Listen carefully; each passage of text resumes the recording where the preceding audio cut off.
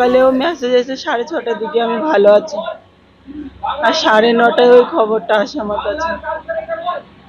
মৃত্যু খবর আসেনি, আমার কাছে এসে ওর ঘাড়ে চোট লেগেছে, ও ঠিক হয়ে যাবে। আমার বাড়ির লোক আমাকে বলেনি, আমি নিজে ইউটিউব চালিয়ে আমি বার করে দেখেছি আমার হাজবেন্ডের খবর।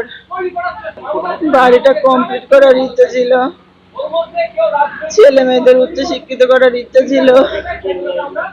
আমার স্বামীকে যে এরকম ভাবে হত্যা করেছে তাদের শাস্তি চাই।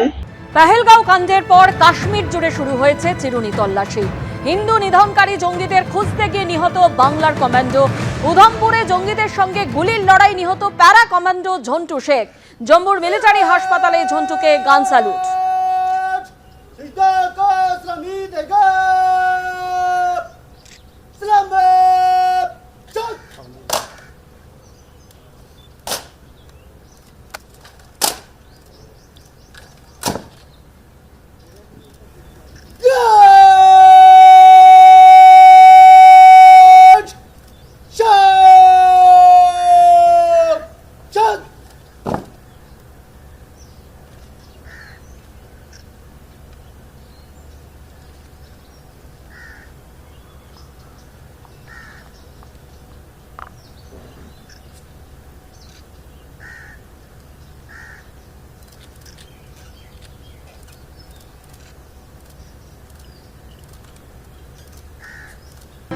এদিকে পেহেলগাঁও সন্ত্রাসের তদন্তে উঠে এলো চাঞ্চল্যকর তথ্য। সূত্রের খবর, বৈশরণ উপত্যকায় জঙ্গি হামলার মূল চক্রী পাকিস্তানের জঙ্গি সংগঠন লস্কর-ই-তৈয়বার ডেপুটি চিফ সাইফুল্লাহ। সেই সাইফুল্লাহর ছবি আপনারা দেখতে পাচ্ছেন। এই সেই সাইফুল্লাহ, লস্করের ডেপুটি চিফ, যার নির্দেশে 5 জন জঙ্গি নিয়ে হামলার পরিকল্পনা করা হয়। অর্থাৎ পেহেলগাঁওয়ে এই হামলা চালাতে যে পরিকল্পনা করা হয়েছিল গত ফেব্রুয়ারি মাসেই, কিন্তু এই সাইফুল্লাহর নেতৃত্বেই কিন্তু সেখানে পরিকল্পনা করা হয়।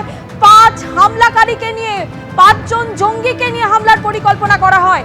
এখানে আপনারা দেখতে পাচ্ছেন যে পাকিস্তান আর্মির সাথে একেবারে বসে রয়েছেন সাইফুল্লাহ। সেই ছবি দেখতে পাচ্ছেন, পাক আর্মির রেঞ্জারের উইং কমান্ডারের সঙ্গে এই লস্কর জঙ্গি অর্থাৎ সাইফুল্লাহ একেবারে বসে রয়েছেন। পাক আর্মির রেঞ্জারের উইং কমান্ডারের সঙ্গে পাশে বসে রয়েছেন লস্কর জঙ্গি সাইফুল্লাহ।